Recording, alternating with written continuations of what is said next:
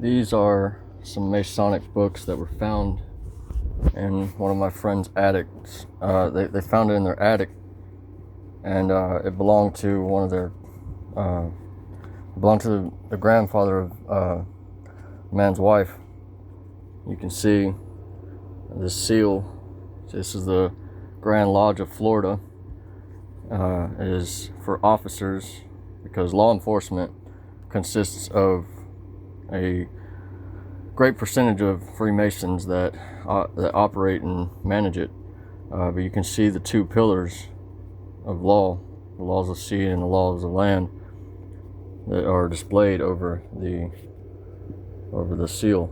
And you can see the square and the compass there in the middle, and the all-seeing eye above. These books, they don't belong outside of a Masonic lodge. I don't know what they were doing in somebody's attic, or why their Freemason grandfather kept them at home. They're not supposed to. I'm pretty sure they're not supposed to leave the Masonic temples, but it breaks down an entire hierarchy of different fraternities and organizations that are branches of the Freemasons. And these different organizations have power and influence over the governments throughout the world, globally. This is the Scottish Rite. So you can see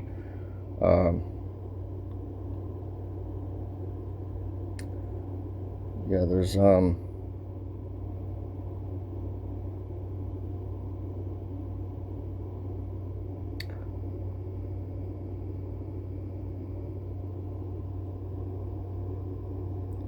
Knights Templar Order. It's a very highly secretive order. You've got the 33rd degrees Freemasons at the top, because there's 33 degrees in Freemasonry. And you got the Shriners. That is a group of Islamic Freemasons. They are Masons who worship in accordance to the Quran. And this sword on their logo, that sword above their logo, it represents a punishment for anyone that reveals the secret within their temple. If anyone reveals the secret of the identity of Hiram Abiff, he was a ancient wicked ruler who was also known as Nimrod, but he was basically responsible for building the Tower of Babylon in the Bible. The story of where, once upon a time, man used to speak one language, and then we all spoke one language, and then we tried to build a tower into the heavens so that we could force entry into heaven. And God saw that, he looked down and saw that man, as long as he could speak and communicate effectively, that nothing would be impossible for him to achieve. And so he knew that if he didn't split their languages apart and cause confusion, they would be able to force entry into heaven. And that's the biblical story of how we got different languages out from one. But it was Nimrod who was in charge of the building of the Tower of Babylon. But he is otherwise known as Hiram Abiff. And in the Order of the Shriners, or the Islamic Order of Freemasons, they have the sword on their logo because it represents, it basically is stating, whosoever shall reveal the true identity of Hiram Abiff shall be put to death. But essentially, both the United States and England, Great Britain, they're all being managed and governed by these same groups of secret societies that are essentially a shadow government behind the scenes, and they built society and all of our governmental programs and systems off of languages that they created. A language that is made of English, and the English language is a mixture of it's like a blend of Greek and Latin and a little bit of Hebrew and ancient Phoenician language, the language of sound. It is a language that is designed to place curses upon people. Like, for instance, people work to earn a living, right? But an urn is something that you put the ashes of the dead in. It's a container for the ashes of the dead, and people work themselves to death throughout the weekdays. Monday through Friday, they work through the weekdays until Friday comes, and they themselves are in a weekdays. And once they've finally reached this state of being in a weekdays, they have reached the weekend. And by Saturday, Sunday, they are now weakened. They become weakened because they worked themselves to death throughout the weekdays until they found themselves in a weekdays. The English language is just riddled with curses, and it's designed that way because it's designed and set up in a way that they can use it against people and control them. And because they actually created two languages that one is standard English and one is called Legalese. And Legalese has a different dictionary. It has it has words that look like English words, but they have different definitions in the law dictionaries. And so, like, if you go into a courtroom, and you're fighting to have the terms of a contract dismissed, they're going to speak words that you think are English, and they do not mean the same thing in the Webster's dictionary as they are defined in the Black's Law dictionaries, or the dictionaries that the courtroom uses, which has words that are spelled the same as English words, but have a completely different meaning entirely. Like, the word person does not mean a human being. It means a corporate entity, a company. So, and the word citizen does not mean that you were lawfully born in the country that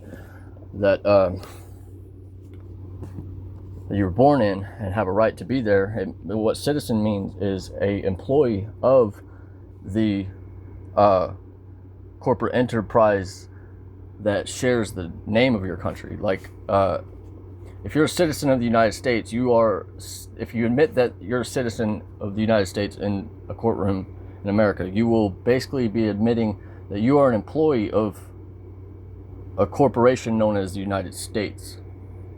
The United States is not the same thing as the United States of America. The United States of America is the country which is under the laws of the Constitution, which is the supreme law of the land. And then you have the laws of the United States, which is different.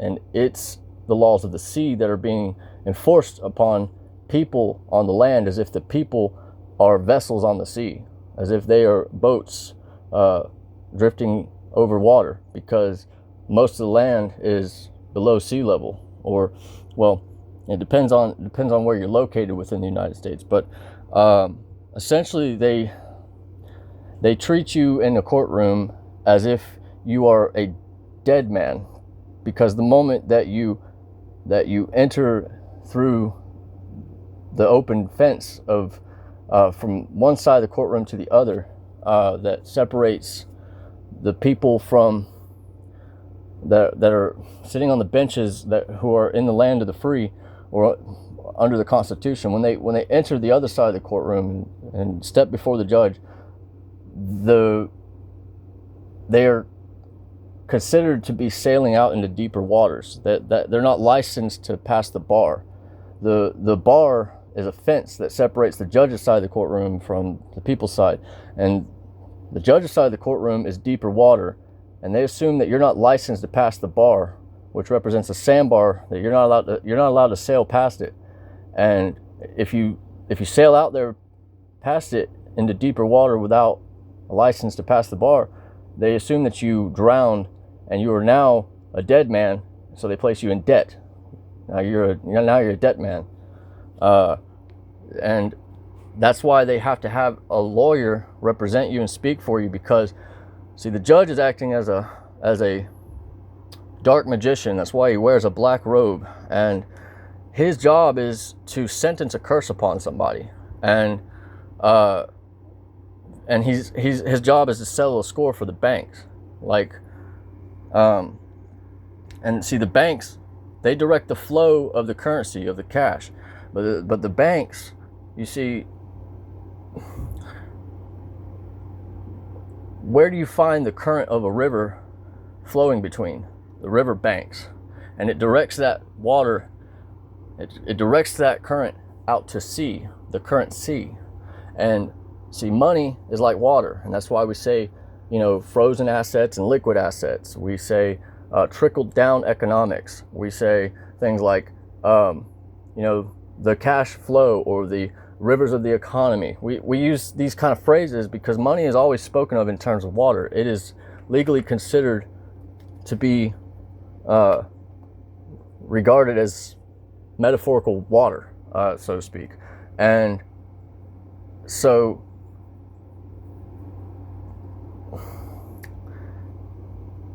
the word corporate comes from the word corpus, or meaning in Latin a dead body. The word person means a corporation, so you are assumed to be a person or a corporation.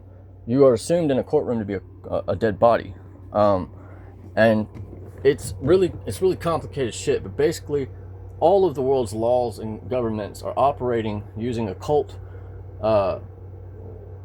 fucking magical systems that are designed through ritual and through the use of things like sigil magic and sacred geometries, and they designed our language in such a way that it is a weapon that is used against us, and that we unknowingly speak and use against ourselves. The tongue is like a two-edged sword, it says in the Bible, and like when you speak, your words have the power to speak life or death into existence. Like during the Holocaust, there was like 100 Jews lined up against a wall, and it only took one soldier, it only took one army, one Nazi general commander to speak the word with his tongue to his men. All he had to do was say fire, but he said in German, and then 100 Jews died because that man's tongue spoke that word. He had the power of life and death in his tongue over 100 men lined up against a wall. But see, now the words we speak have power over the world around us, and they because they're energy that we cast out of our mouths, and energy interacts when it's projected out. It interacts with the environment and reshapes it. Well, the people that are running the world, they know this, and they understand that it is essentially magic that they're using, but they lie to us and tell us, no, that magic is just fiction, it's just movie stuff, it's just, they portray it as fantasy, and they over dramatize it with like movie and entertainment shit like Harry Potter. They exaggerate it so that way it looks and sounds unbelievable and unrealistic, but they're lying to us about magic and spell casting while they're using it as a weapon against us all around us and in plain sight, and expecting us to not notice because we're so used to it, we're so programmed and conditioned by it, and we don't question it.